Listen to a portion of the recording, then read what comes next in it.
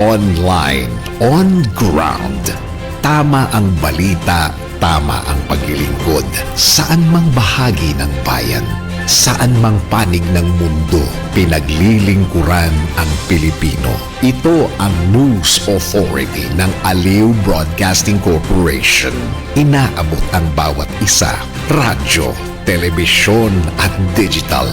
DWIZ News, laging nagbabalita ng tama, naglilingkod ng tama. Miyembro ng ALC Group of Companies. Latest, pinakabago at tama.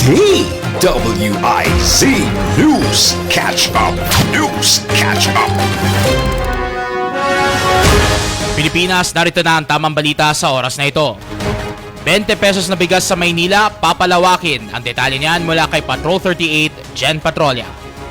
Pinapalawak pa ng Department of Agriculture ang abot-kayang bigas at pangunahing pagkain sa Maynila. Sa pamamagitan ng kadiwa ng Pangulo at Benteng Bigas, meron na program bilang bahagi ng pagsisikap na palakasin ang seguridad sa pagkain sa Kalakhang lungsod.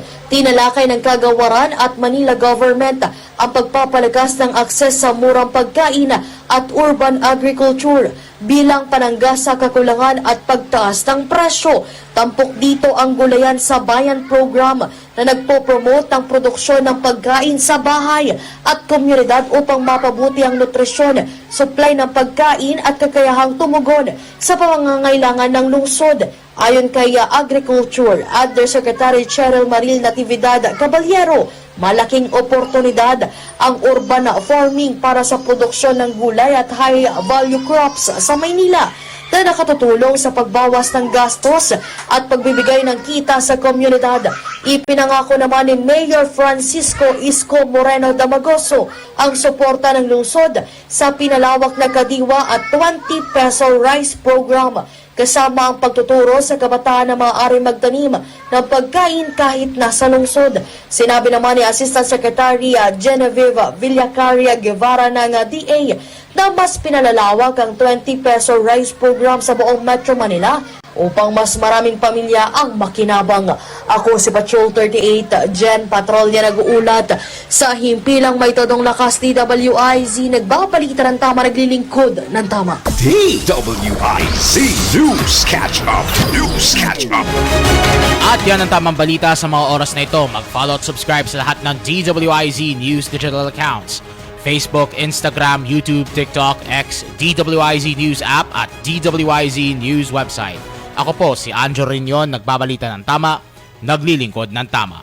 Oras-oras nagbabalita ng tama, naglilingkod ng tama. DWIZ News Catch Up. News Catch Up. Ang balitang ito ay inihatid sa inyo ng Bingo Plus. Bingo sa saya, plus sa panalo. Gaming is for 21 years old and above only. Game responsibly, keep it fun. Ang lahat ng opinyon at pananaw ng susunod na programa ay galing sa mga host, anchors at panauhin lamang at hindi pananaw ng mga producers at ng pamunuan ng DWIZ News, Aliw Channel 23 at Aliw Broadcasting Corporation. Usapang Senado, mga issue sa mataas na kapulungan ng Kongreso. Pakinggan natin si Cely Ortega Bueno. Ang bilis ng panahon, patapos na huling araw na ito sa buwan ng Enero, January 31, 2026. Isang buwan na agad ang natapos. Kapapasok lang ng 2026. Anyway, magandang hapon po mga kaibigan. Ako po ang inyong lingkod, Cely Ortega Bueno. Samahan niyo po ako hanggang alas 3 ng hapon dito sa ating programang Usapang Senado. Last Monday, January 26, nagbalik na po yung session. At sa pagbabalik, nagkaroon na agad ng ilang changes sa committee chairmanship, si Senate President Pro Tempore Panfilo Lacson, i-give up niya po yung pagiging chairman ng Committee on Electoral Reforms kasi nga naman po siya yung Senate President Pro Tempore and at the same time chairman ng Blue Ribbon Committee na alam naman natin na medyo mabigat naman na obligasyon na maging chairman ng Blue Ribbon Committee dahil ito yung nag-iimbestiga sa mga issue ng katiwalian sa gobyerno at ang tinutukan nga ay itong investigasyon sa flood control anomalies. Mamaya po atin siyang makapanayam. Marami tayong itatanong na mga usapin, kabilang na nga itong kanyang ilalabas na partial committee report, kung ito ba'y napirmahan na.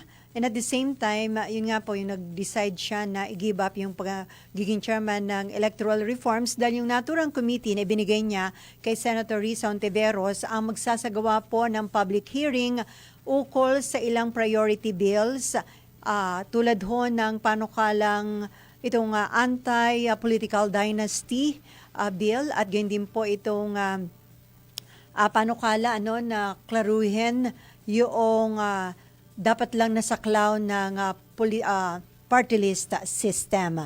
So, dapat ho nung Wednesday, 28, ay mag-start ng hearing tungkol sa ilang version ng panukalang batas kontra political dynasty. Pero dahil nag-change ng chairmanship, so hindi po natuloy yung hearing last Wednesday. Pero next week, according to Senator Risa, ay umpisa na po niya yung pagdinig sa naturang mga panukala.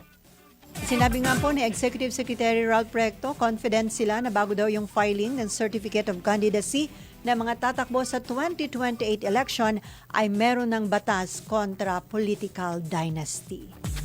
Well, sana nga makalusot ang tanong, dadaan ba ito sa butas ng karayom at ano yung magiging contentious issues, yung mga medyo mainit na pagdedebatihan dahil alam naman po natin maraming nakaupo sa gobyerno ang kabilang ho sa political dynasty. At ang sinasabi, dahil nga sa matagal nang umiiral na political dynasty, kawalan ng enabling law laban sa political dynasty, isa po daw yan sa dahilan bakit andyan pa rin yung issue ng corruption.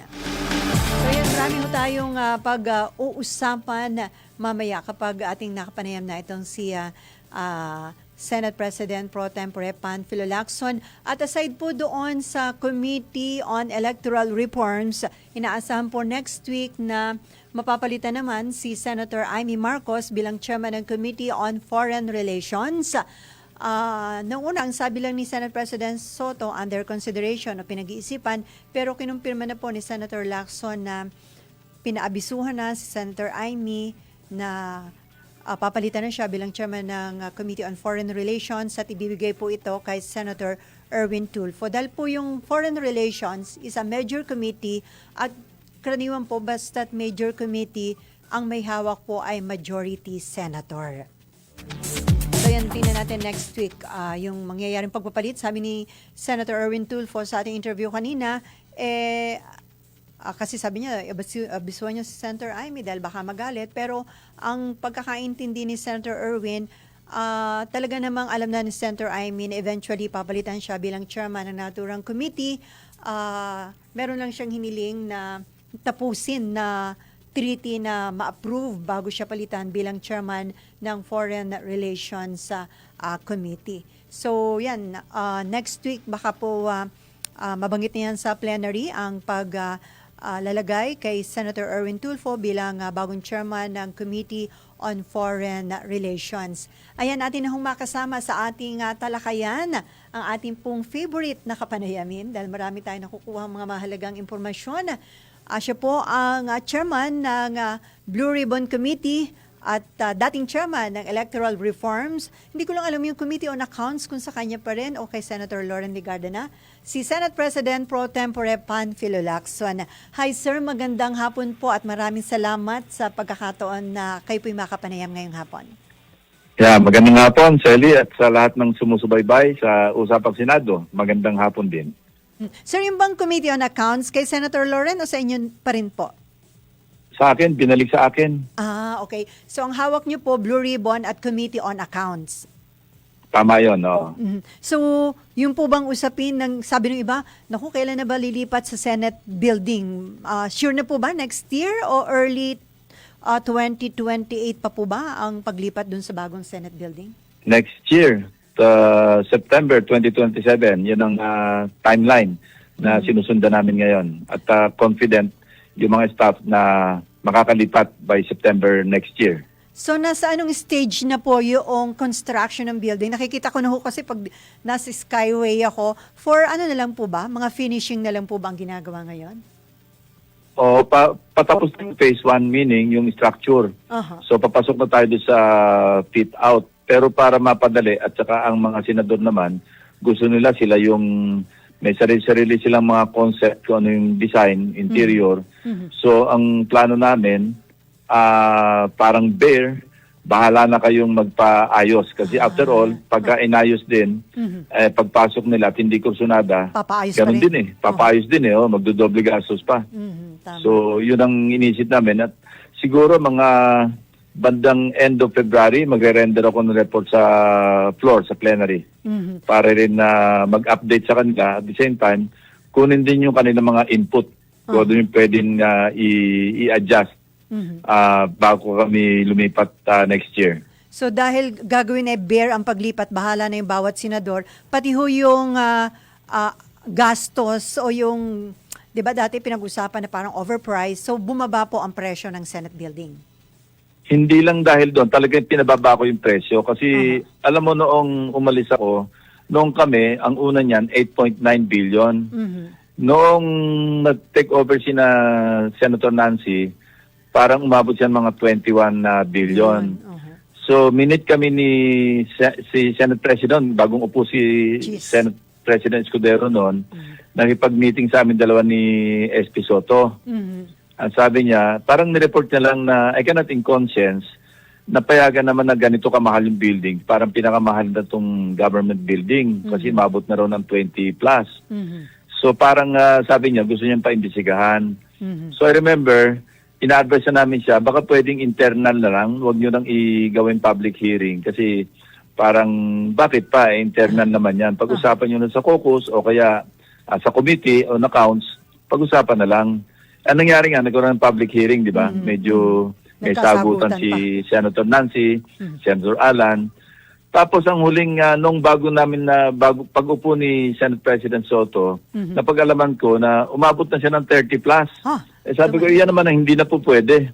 Talagang sobra na. So ngayon, ibinaba namin uli sa presyo na nasa mga 20 plus, ganon. Mababawasan pa yan kasi yun nga, dahil kung bare at papasok yung mga senador, mababawasan pa yan. Katunayan, merong pinapipirman sa aking tatlong variation order. Diyan ako allergic nung ako yung chairman ng accounts. Pag variation, hindi parang, mag-adjust tayo ng presyo. Yung pala, yung variation, pababa, reduction, parang mababawasan ng something initially, nasa mga 110 million. Sabi ko, kung pababa, walang problema, pipirmahan ko yan. Kung paakyat, teka muna, baka ako'y maambisigahan dyan. Pero the same pa rin po yung mga taga-DPWH na nag-i-implement po nung project. Ibang team na, kasi nga nagkaroon din ng balasan sa DPWH. So iba yung inassign na ni Secretary Vince Dizon na makipag-coordinate do sa team ng Senate. So hindi yun makaka-delay, sir, yung pagpapalit? Hindi, konti lang. Kasi nga, kinoklose na nga yung, siyempre may transition Patapos na yon kasi tinapos namin ng December 2025 para masara na yung dating nangangasiwa. At ngayon, parang kumbaga pinalik ko yung dati kong team na nagagawa nun Yung nangangasiwa actually. Ako, marami nang excited na makalipat dahil sariling bahay na huya ng Senate. Pati kayo. Oo nga. Sir, sana maabutan ko pa. Baka mag-retire na ako. Huwag ka muna mag-retire. Hintay mo muna lumipat ka maski ilang buwan. Anyway, sir, kayo po yung nagsabi during the plenary deliberation tungkol doon sa resolution expressing the sense of the Senate na kumukondina doon ho sa pagbatikos na mga taga-Chinese embassy sa ilang mga mambabatas at ilang mga government officials, kayo po nagsabi na ang pwede lang gawin ng Senado, magrekomenda pagdating doon sa pagdeklarang persona non grata doon sa Chinese embassy official. At ang Pangulo po ay nireject yung ganong panukala. Sa tingin nyo, tama lang po yung naging desisyon ng Pangulo dahil kung sakaling ideklarang persona non grata, mas lala po sa tensyon o sa sitwasyon? Mas nakakaalam diyan talaga yung executive department sa rekomendasyon ng DFA. Parang last resort lang yung pagdeklara ng persona non grata.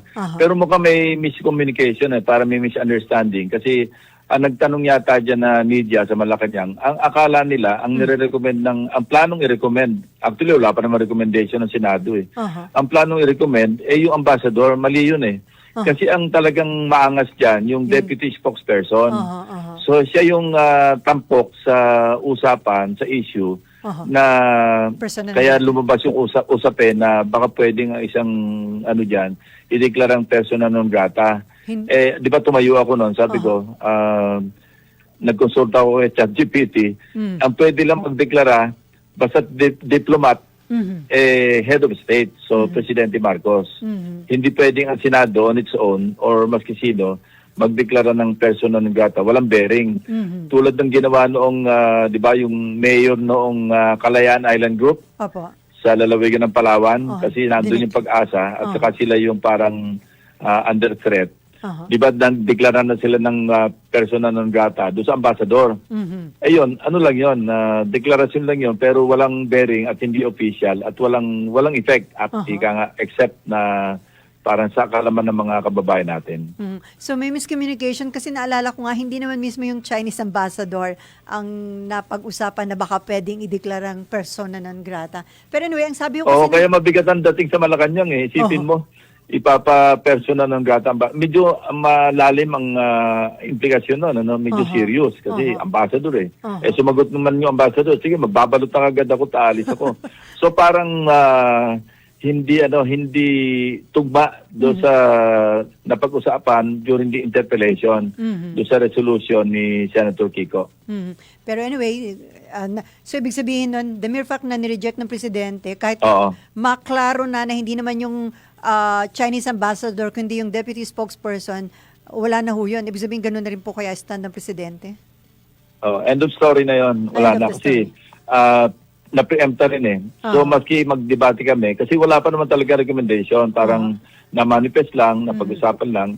Sa Monday kasi, or Tuesday siguro, the latest, itatalakayin ng Saptor yan magkakaroon ng interpellation at magkakaroon ng amendments after. So, doon malalaman, ngayon, kung nireject na ng palasyo, wala na sigurong mag-a-amend na idagdag sa resolution yung pag-rekomenda ng pagdeklara ng persona non grata. Pero sir, ba sa resolution na yun, dadaan pa ba yun sa public hearing as requested by Minority Leader Alan Cayetano o aaprubahan na po yun sa plenary, hindi na magkakandak ng public hearing? Hindi na. Ang usapan namin sa majority, masyadong haba yung usapin kung dadampa sa public hearing. Kasi pagka mga resolution na ganyan, unless ang resolution medyo napaka-seryoso o masyadong controversial na issue, yun, pwedeng i-decide na i-refer sa committee, magkaroon ng hearing. Karamihan lang naman ang hinihiring namin pagka mga bills, tapos halimbawa, yung Blue Ribbon, motu proprio, o kaya resolution na kailangan imbestigahan, idadaan sa mga committee hearings. Pero pagka ganyan, sense of the Senate, hindi na. Interpellation, tapos kung merong amendment, di i-adapt na lang yung resolution kung pagbobotohan ng mayorya. So kahit hindi naman po pumirma yung mga minority, may enough signature na naman po dahil 15 senators po ang lumagda, ano po? Oo, pero hindi guarantee yun. Kasi tatandaan ko noong merong usapin dyan na parang sense of the Senate tungkol doon sa usapin naman ng na parang nakaamba na impeachment ni dating Chief Justice Sereno na 14 signatures na doon. Parang minabuti pa ng majority noon, sina Senator Drilon, na idaan pa sa interpellasyon. So nag-interpellate ako noon, hindi na-adapt yung resolution kasi meron akong naipasok ng mga issues na hindi na-adapt. Kasi maski pa sabihing majority na yung Pumila. nag-sign doon sa proposed o draft resolution, kung hindi naman in-draft sa floor, hindi resolution yon. So hindi pala assurance Kaya yun. hindi guarantee. Maski 15 yung nakapirma dito, kung halimbawa may mga bagong pumasok na mga issues at magpalit ng isipan yung sabihin na nating 4 doon sa 15, di ang naiwanan 11. Di hindi enough yun. Hindi ma-adapt yung resolution. So hindi guarantee na maski majority na yung nakapirma sa draft resolution, automatic na ma-adapt yung resolution. Ang isa po sa mga tanging majority senator na hindi yata pumirma, Senator Pia Cayetano, ano po, dahil may concern din po siya doon sa resolution? Kami naman galang kasi resolution yan, Opo. wala naman kami sisihan, ba't hindi ka nagpirma, majority ka? Actually, nung nag-form kami ng bagong majority, maliwanag yung aming pag-uusap kina Senator Risa, Senator Bam, Senator Kiko, tapos maski sino, sinabi namin, tayo nasa majority pero hindi kayo bound ng desisyon ng nakararami na kailangan i-impose sa inyo na sumama kayo.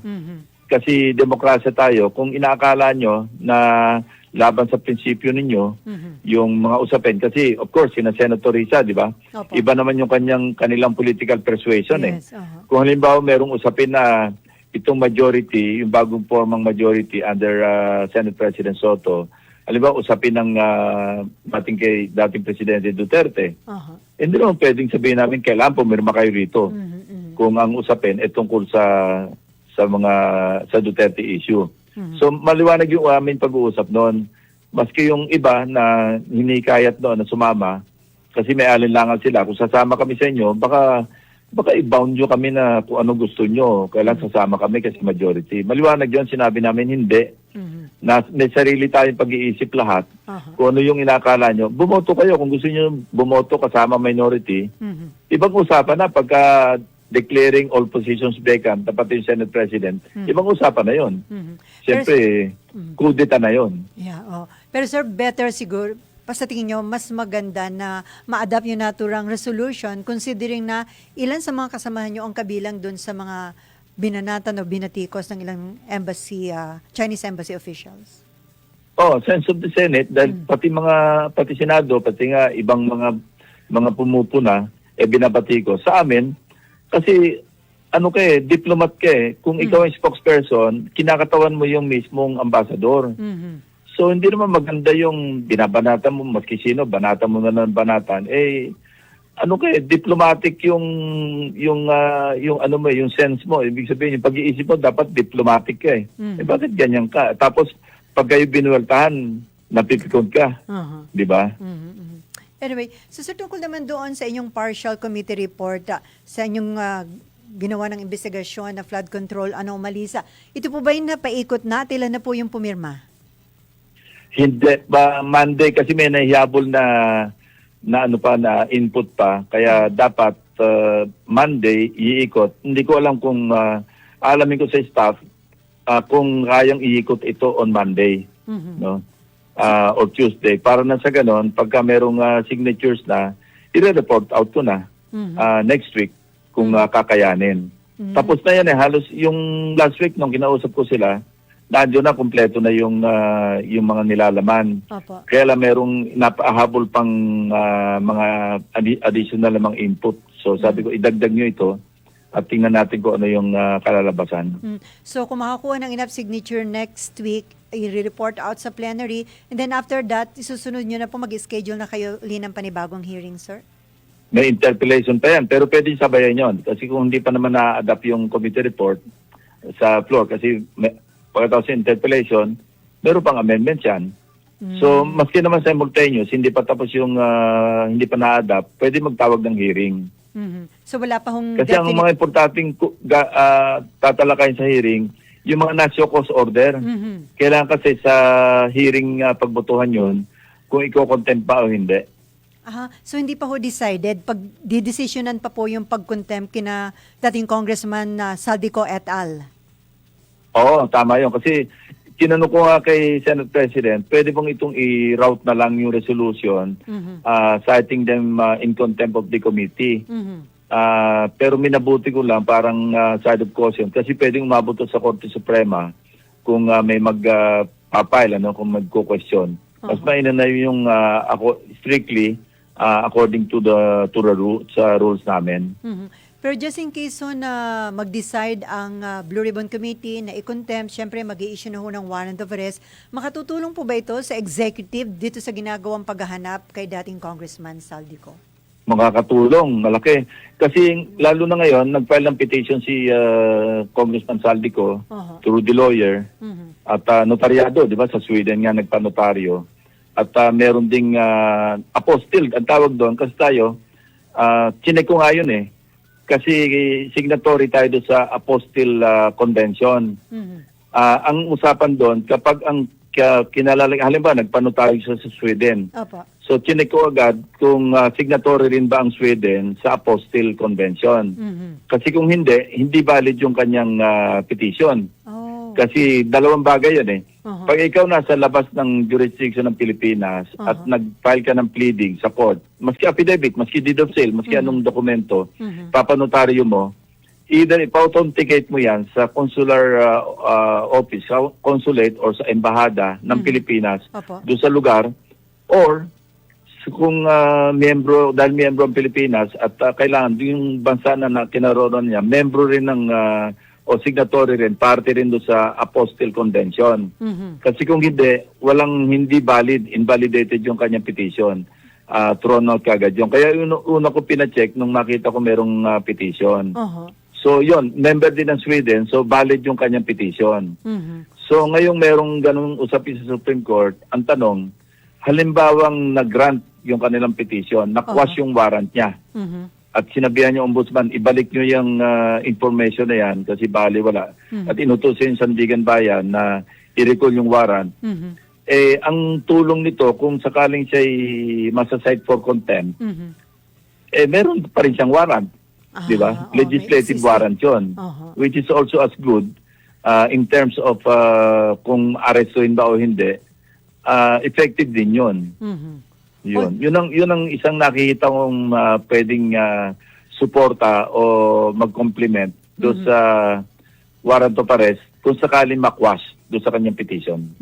Pero si DILG Secretary John Vic Remulla, parang narinig ko, pupunta ng Europa para hanapin yata itong si dating Congressman Saldico. Indikasyon po ba ito na alam na nila yung whereabouts ng dating kongresista? Hindi. Yung nag-communicate siya sa akin nung bago siya lumipad papunta pala sa US, sabi niya.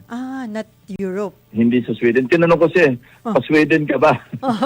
Kasi yun nga sana, checking ko, sabi ko, baka throw off yan, baka masaya yung biyahe. Kasi kung ako rin si Saldico, kasi chinek ko rin yung Portugal, kung party do sa Apostille Convention, party rin pala. So bakit pa siya, pwede naman siya magpanotaryo sa Portugal. Kasi valid din yung kanyang yung pagkanotaryo ng kanyang pleading, yung kanyang petition. Pero kung ako rin si Saldico, at doon siya permanente nag-iisay sa Portugal, bakit ako doon magpapanotaryo? Ilalagay ko yung address ko doon. Di lumipat siya ng Sweden. Ang Sweden kasi, it's just about 35 hours by land from Portugal. So, at saka siguro, alam niya naman na wala siya sa red notice list. Kaya hindi siya ma-arresto doon walang arresto sa kanya Interpol. Kasi wala siya sa red notice list pa pala kasi kung nasa red notice list siya, nagbiyahe siya, pag nasita siya sa border at nakita yung passport niya at na-identify siya, nasa red notice list, i-hold na siya ba't kaya nga po sir, wala pa rin siya sa red notice? Yun ang hindi ko alam. Dapat i-follow up yan ng... kasi dalawa yung ahensya natin na pwede mag-coordinate sa Interpol. Either yung Philippine Center for Transnational Crime at saka yung NBI. Either of the two agencies pwedeng magkipag-coordinate sa Interpol. Pero ewan ko bakit for some reason naantala yung paglalagay sa kanya sa red notice list. Kasi si dating Secretary Roque nasa Interpol red notice list na Pero ito, may kaso na, di ba? Ba't wala pa rin sa red notice? Oo, may warrant of arrest na. So, kaya ewan ko kung ba't natatagalan. Kailangan siguro i-follow up lang nila. Sabi po ni Saldico, bunga daw ng political vendetta at posibleng conspiracy yung kaso laban sa kanya. Yun ang kanyang nilalaman ng kanyang petition para makakuha siya ng simpatsya siguro o kaya mag-grant yung kanyang petition. Pero alam mo, merong bagong jurisprudence na yung tinatawag na yung fugitive disentitlement doctrine. Kasi dati ang umiiral na jurisprudence yan, yung doktrina, yung Miranda versus Tulyao, na kung saan maski nasa labas ka ng Pilipinas, pinapayagan na mag-file ka ng mga pleadings maski wala ka sa jurisdiction ng korte. Pero yun, na-refine na yan noong November 25, last year lang, 2025. Ito naman yung Balyacar versus Yanson, na nirefine na yung Miranda na hindi. Ang sinasabi na ngayon ng Supreme Court, parang pagka na-charge ka na at before ma-charge ka, hindi mo naman alam na ikaw ay naka-charge na, pwede ka pa rin mag-file ng mga pleadings. Pero kung alam mo na, may information na sa kaso mo at meron ka ng warrant, na-charge ka na sa court, saka ka palang aalis, hindi ka na makapag-avail ng ganun. Tapos, nilimit na lang yata ng 6 months. So, merong window si Saldico at saka maski sino na nasa abroad, halimbawa, na pag lumapas na yung 6 months after nung ma-issue ng warrant, hindi na sila po pwedeng mag-file ng mga pleadings, hindi na sila tatanggapin ng korte unless magpa-jurisdiction sila sa korte. Meaning, mag-surrender sila o kaya mahuli sila. So, hindi na sila makaka-avail ng tinatawag na judicial relief o kaya yung affirmative relief sa korte. Yun ang implication. Okay, Kasi alam ko, kabisado ko ito kasi nung nawala ako, yun ang aking in-invoke yung Miranda versus Tulyao Kaya nakapag-file ako ng pleadings, maski wala ako sa Pilipinas, napadismiss yung kaso, napakwas yung warrant, kasi nga, allowed pa noon. Pero ngayon, may bago ng doktrina, yung fugitive disentitlement, entitlement doctrine. So, Kaya medyo sisikip na yung kanilang ang lalabasan hanggang nahuli, naka-archive. At pag nahuli sila, saka usad yung kaso. So kaya pinapareview niyo po sa OSG dahil baka hindi na meron ng ganong limitation para dating sa legal option ng mga fugitives? Hindi, alam ng OSG yun. Ang sinasabi ko, baka pwedeng i-revisit ulit para malimitahan pa. Mas limitahan yung, pa. Ano na yun ang existing doctrine na yun, effective November 25, 2025. Baka pwedeng i-revisit pa uli nang sa ganon, yung mga sumaalis sa Pilipinas para hindi sila abot ng jurisdiction, hindi na maka-avail ng judicial relief. Yun ang akin sinasuggest. Baka pwedeng pagka nagkaroon ng halimbawa na-hear itong case kasi OSC naman yung magdi-defend kasi respondent yung ombudsman, di ba? At saka yung Sandigan Bayan. So solve yan yung mag-appear doon, magre-represent. Baka pwedeng isama nila yon sa kanilang pleading, sa kanilang sagot. Na baka pwedeng pag-aralan ulit yung fugitive disentitlement doctrine. Baka pwedeng ma-revisit ulit. So, yun ang sinasuggest ko. May patanong lang si Ryan Ryan Cayabyab ng Philippine Star. Agree daw po ba kayo kay SP sa opinion ni Senate President Soto na may pro-China sentiment ang mga humaharang sa Senate resolution against the Chinese Embassy? Yung iba, yes. Pero yung iba, hindi mo pwedeng husgahan na ganun kasi baka meron silang sariling dahilan. Baka naman, kasi pagka for reason of statesmanship, para wag lumala yung alitan between China at Pilipinas, baka yun naman ang kanilang intention o kanilang sentiment. Pero iba, definitely, alam natin naman na pro-China sila, pero yung hindi namin maintindihan, kasi winawater kano na nga yung mga mangisda natin, naputulan na nga ng daliri yung isang Philippine Coast Guard, dahil laging hinaharas yung ating mga barko. Bakit parang wala kang malasakit? Dapat, kung halimbawa kinundina mo yung mga kapwa mo Pilipino dahil masyadong maanghang o nagpalabas ng caricature ng presidente ng China, in the same manner, i-condemn mo naman yung kabilang partido, which is China, dahil sa ginagawa naman nila sa Pilipinas para parehas lang, di ba? Kaya masasabi, kung hindi sila kumikibo, pag inaapi ang Pilipino, at kikibo sila pagka medyo naangasan yung China, medyo pro-China nga yun. Anyway, sir, doon naman sa naging final ruling ng Korte Suprema doon sa impeachment case against BP Sara, para kay SP Soto, judicial overreach, parang pag-encroach daw po ito sa exclusive power ng Kongreso under the Constitution. Dahil daw dito parang naging impossible dream na yung impeachment. Ano po masasabi niyo tungkol dito? Hindi naman. Well, opinion ni SP Soto yon, siguro medyo maano lang sa sentiment niya. Pero nung narinig ko yung paliwanag tungkol doon sa yung mga abogado, ng mga constitutional experts, actually nag-backtrack ang Supreme Court eh. Kasi yung nung bago mag-MR, yung unang decision nila, yun talaga nakapag-encroach kasi yung second mode na napakalinaw sa Constitution, na yung express lane, yung hindi na ire-repair sa Committee on Justice, nagplenaryo na at nakakuha ng 1/3, hindi na kailangan duman sa Committee on Justice. Yung unang decision ng Korte Suprema, kailangan daw yung bawat miyembro ng Kongreso, ng lower house, must have read and understood. At kailangan may due process, madinig yung respondent. Ibig sabihin, parang obligado na i-refer ito sa Committee on Justice, pag-usapan doon bago ilabas sa plenaryo. Actually, nag-backtrack sila doon eh. Nireconsider nila yon, hindi na requirement yon. Ang isang nakita ko doon parang encroachment talaga sa Constitution, yung maliwanag naman sa Constitution na 10 session days, 3 session days, pero napalitan niya ng calendar days. Iba yun ha. Iba yung session days sa calendar day. Wala namang ibang interpretation sa Constitution kundi session days. Pero pinalitan nila sa ruling, ginawang calendar days. Although yung 10 days naman, si calendar days, enough time na rin yon para sa Congress para matalakay at saka madesisyonan kung makakakuha ng at least 1/3. So, although, maliwanag yon talagang, yon isa talaga na medyo overreach. Ano? Pero, pati yung, yun ang mga naalis na na-reconsider eh. So, available pa rin sa Kongreso yung fast break, yung express lane. Kasi nga, sa MR, na-reconsider yun eh, nabago yun eh. Tapos yung must have read and understood, nawala na rin yun eh.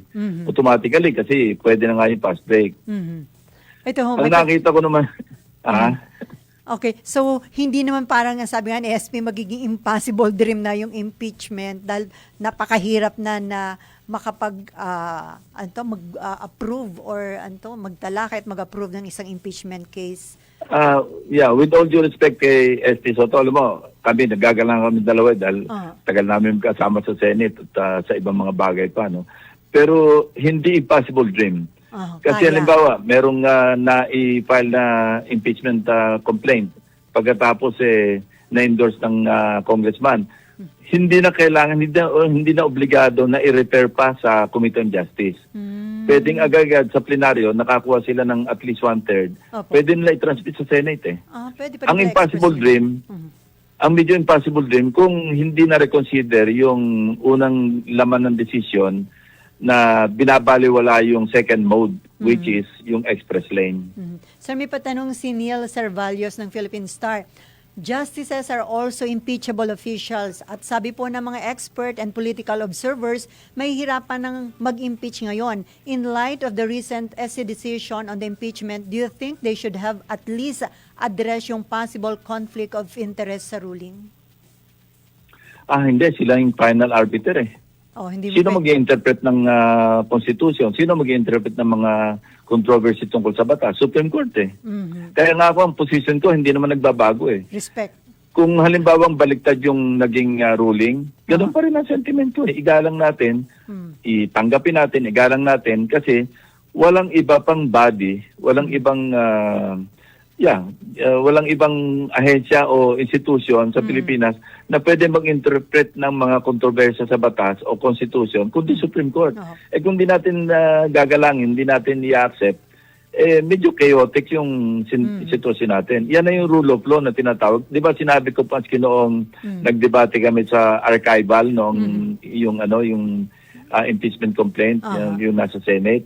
Di ba ganun din ang explanation ko? Sabi ko, ang biggest loser dito, rule of law. Pag hindi natin sinunod ng Supreme Court. Kaya nga ang boto ko nun abstain eh. Kasi while hindi ako sumasang-ayon, pero may MR pa naman. So sabi ko, kung ako boboto para ipilit yung kailangan magtuloy yung Senate sa pagtatry, what if yung meron pa nakapending na MR, hintayin na muna natin yung MR. So hindi naman nagbabago yung aking pananaw, yung aking sentiment pagdating sa papel ng Korte Suprema kasi yun ang role nila eh. Okay, dalawang issue na lang po ako, sir. Ito patanong naman ni Del Nazario na Manila Bulletin, although naka-line up nga din ito. Kasi itong nagkukonsulta sa inyo na si Congressman Leandro Leviste, anak ni Senator Loren, ang balita ho ngayon, nag-request siya ng authority to travel sa House leadership para makapag-abroad, claiming na yung hakbang na yon dahil sa umano'y request from high-level representatives of the administration.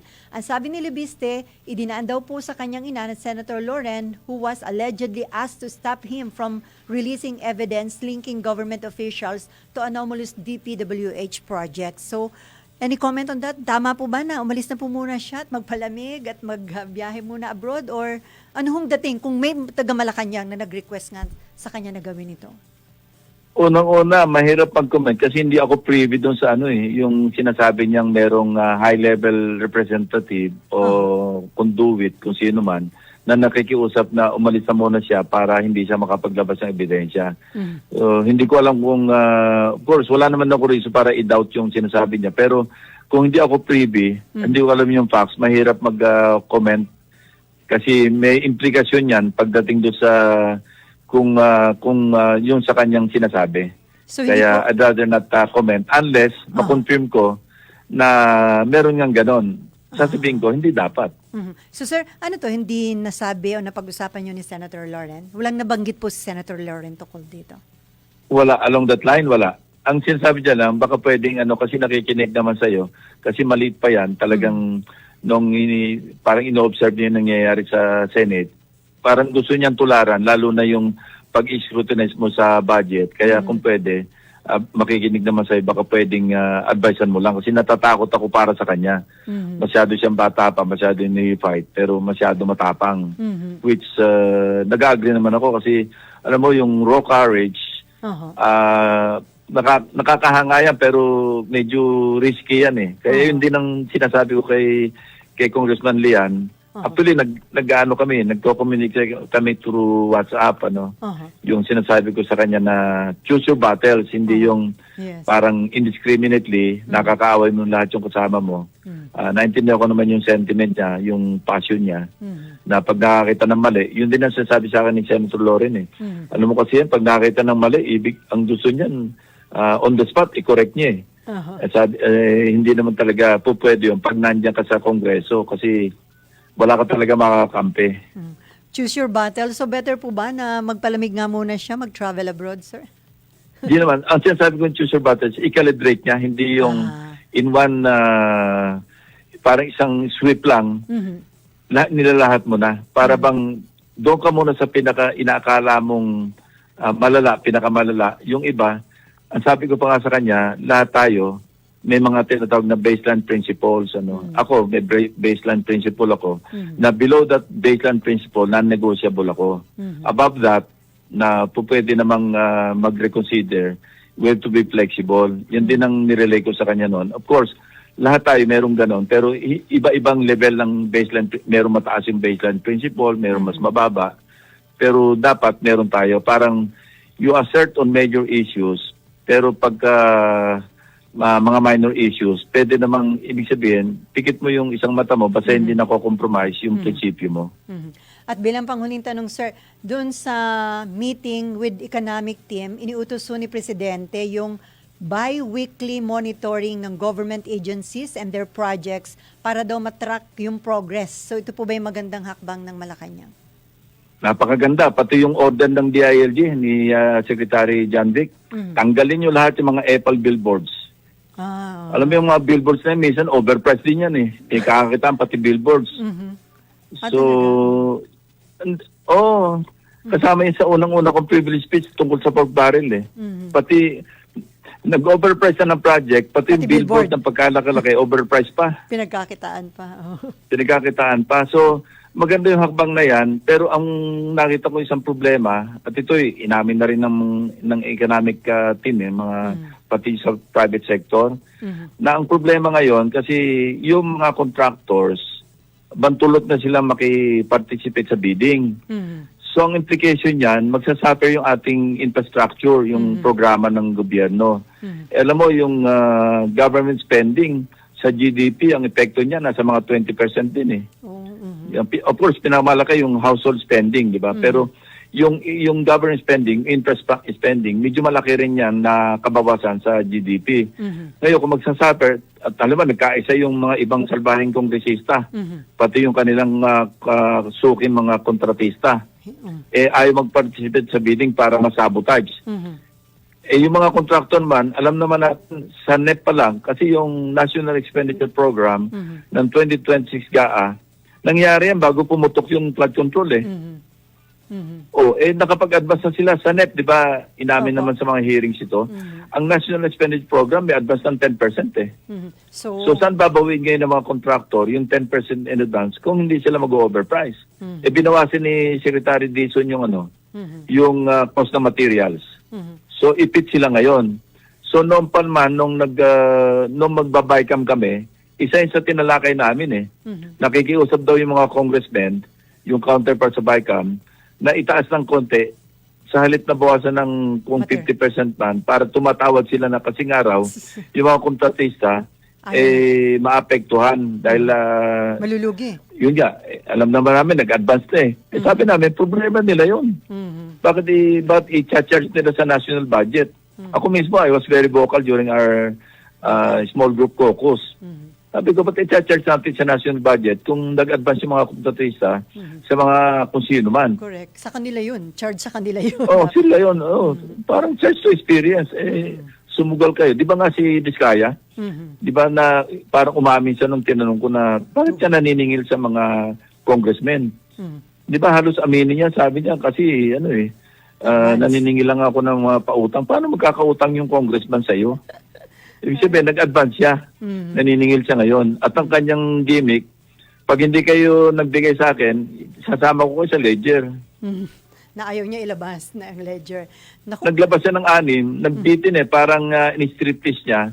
O yung mga iba, kasi nung panahon pa ni Senator Marcoleta sa Blue Ribbon, di ba 17 sinabi niya? Tapos hindi siya nagpapangalan.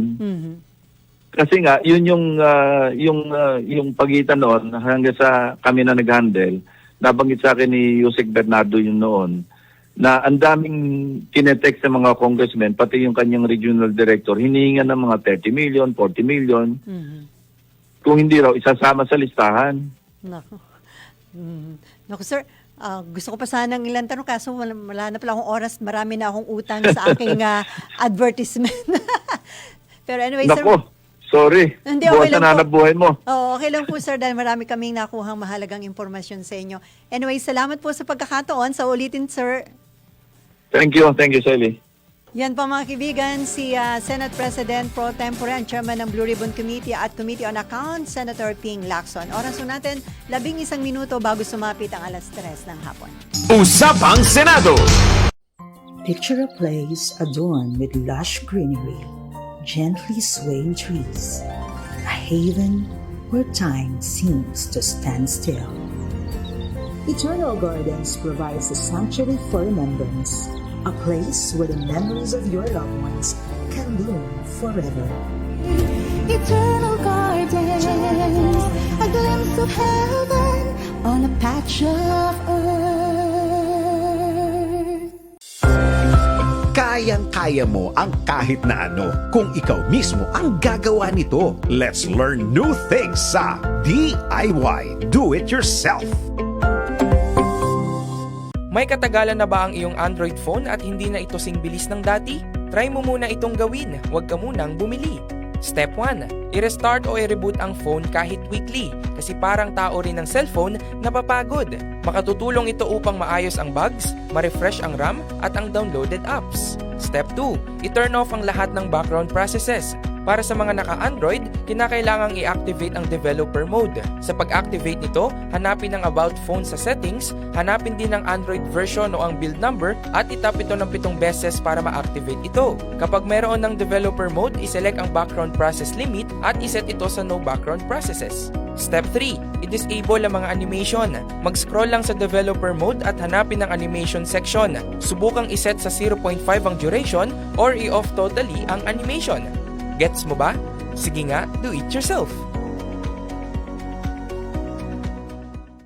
Nagkalat ang mga peking balita, mga peking produkto, peking seller, mga panlulokong gusto lang kumita ng pera at minsan buhay ang kapalit sa hangarin ng DWIZ na ibigay ang tamang balita, tamang paglilingkod, hatid sa bayan ang bawal ang peke.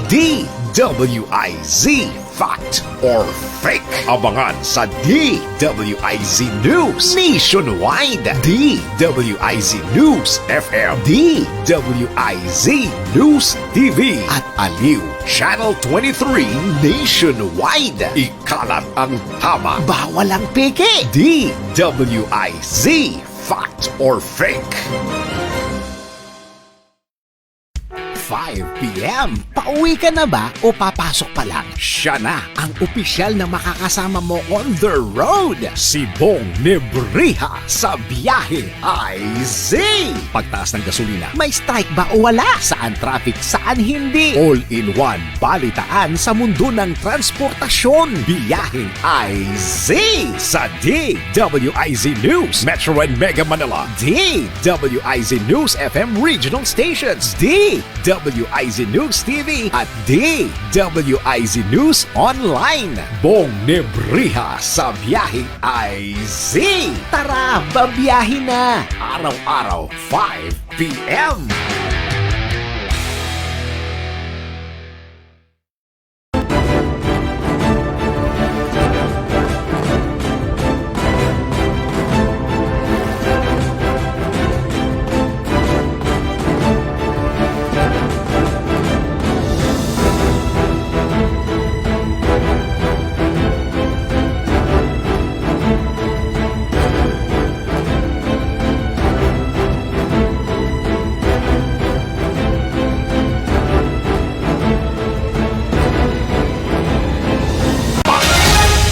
Latest, pinakabago at tama. DWIZ News Catch Up. News Catch Up. Pilipinas, narito na ang tamang balita sa oras na ito. Halos 64 billion pesos na budget para sa benepisyaro ng AICS, sapat na ayon sa DSWD.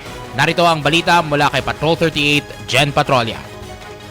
Tiniyak ng Department of Social Welfare and Development na sapat ang 63.9 billion pesos na budget para sa Assistance to Individuals in Crisis Situation o AICS ngayong taon. Ito'y upang matustusan ang mga dating benepisyaryo na ngayon ay wala ng pondo na ayuda para sa Kapusan Kita program. Ayon kay DSWD Undersecretary Adonis Sulit, ang pagtaas ng budget mula sa 47 billion pesos ay dahil sa pagpupunyagi ni DSWD Secretary Rex Gatchalian upang masiguro ang tuloy-tuloy na tulong sa mga low-income Filipinos na nasa krisis. Una nang nakatulong ang AKAP sa 3.6 million na katao, habang ang ACICS ay nakapaglingkod na ng mahigit 8 milyon na Pilipino. Binigyan diin ng DSWD na mahigpit itong ipatutupad ang AICS at iba pang programang pinansyal upang hindi magamit para sa pansariling kapakinabangan o pampolitikang interes. Sa kabuuan, nakatanggap ang kagawaran ng 264.45 billion pesos para sa lahat ng social protection program ngayong taon o ngayong 2026, kung saan ang 4Ps ang may pinakamalaking bahagi ng 113 billion pesos. Ako si Patrol 38, Jen Patrolia, nag-uulat sa himpilang may todong lakas. DWIZ, nagbabalita ng tama, naglilingkod ng tama. DWIZ News Catch Up. News Catch Up. At yan ang tamang balita sa mga oras na ito. Mag-follow at subscribe sa lahat ng DWIZ News digital accounts. Facebook, Instagram, YouTube, TikTok, X, DWIZ News app at DWIZ News website. Ako po si Anjo Riñon, nagbabalita ng tama, naglilingkod ng tama. Oras-oras nagbabalita ng tama, naglilingkod ng tama. DWIZ News Catch Up. News Catch Up.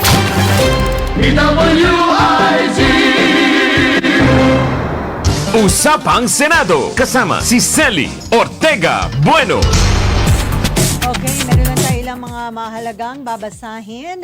Nagbabala ang Philippine Health Insurance Corporation o PhilHealth sa publiko ukol sa mga mapaninlang at peking website na nagpapalabas ng mga opisyal na anunsyo mula sa mga ahensya ng pamahalaan. Ayon kay PhilHealth President and CEO Edwin Mercado, nakatanggap siya ng impormasyon na ilang website ang gumagaya sa ahensya at nagpapakalat ng hindi beripikadong impormasyon at maaaring humingi ng sensitibong impormasyon sa mga miyembro ng PhilHealth. Dahil dito, nagpaalala ang PhilHealth na ang kanilang opisyal na website ay www.philhealth.gov.ph at ang mga website na hindi tugma rito ay mga peke at mapaninlang na sites. Maaari ring mapansin ng publiko na gumagamit ng low-quality logo ng PhilHealth ang mga scammer upang linlangin ang publiko pagdating sa anyo ng website. Hindi rin kailanman nanghihingi ang PhilHealth ng mga detalyeng tulad ng direct payment o bank transfer, donasyon at sensitibong impormasyon tungkol sa login credentials sa labas ng secured member portal nito. Samantala, inihandog po ng Philippine Charity Sweepstakes Office ang ilang medical device sa isang barangay sa Samal, Davao del Norte bilang ahensya o bilang bahagi ng corporate social responsibility ng ahensya. Isinagawa ang turnover ceremony sa PCSO main office sa Mandaluyong City na pinangunahan ni PCSO Corporate Planning Development Division OIC Andro Limhoco at tinanggap naman ni Levi Aniñon na ng Barangay Turil, Babac, District 1 sa nasabing lungsod. Kabilang sa mga binigay ng PCSO ang tig sa 10 blood pressure apparatuses, pulse oximeters, glucometers at thermal scanners. Ayon sa PCSO, makakatulong ang mga naturang medical apparatus sa pagbibigay ng basic health monitoring sa Barangay Turil. Samantala, isang mainit na pagtanggap ang inihandog para sa mga global tennis player na kalahok sa nagpapatuloy na WTA 125 Philippine Women's Open sa naginanap dito sa Pilipinas. Kabilang po itong si TIESA Chief Operating Officer Mark Lapid na dumalo sa inihandog na welcome dinner sa World Top Women Tennis Player kasama ang pambato ng Pilipinas na si Alex Ayala bilang simbolo ng pagkakaisa ng mga katuwang na institusyon sa pagsusulong ng sports at tourism sa bansa. Ayon kay Lapid, patuloy ang suporta ng TIESA sa mga initiative na nagbubukas sa mas maraming oportunidad para sa sports tourism ng Pilipinas. Nagsimula nitong January 26 hanggang sa ngayong araw na ito, January 31, ang torneo na ginaganap sa modernong Rizal Memorial Tennis Center sa Maynila. Naku, wala na ho tayong oras. Bye-bye time. Marami pong salamat sa lahat ng ating mga nakaagapay. Thank you kay Senate President Pro Tempore Panfilo Lacson na siya nating nakasama at nakakwentuhan dito sa ating programa. Next week, pagbalik natin, February na, a love month. Anyway, gaya ng ating laging sinasabi, ano man po yung ating sitwasyon sa buhay, masaya, malungkot, may pinagdadaanan man tayo, just believe, trust, and surrender everything to God because God knows what is best for us. Antabayanan, si Lloyd Luna sa kanyang programang Work Related. Bye! Usapang Senado. On air, online, on ground. Tama ang balita, tama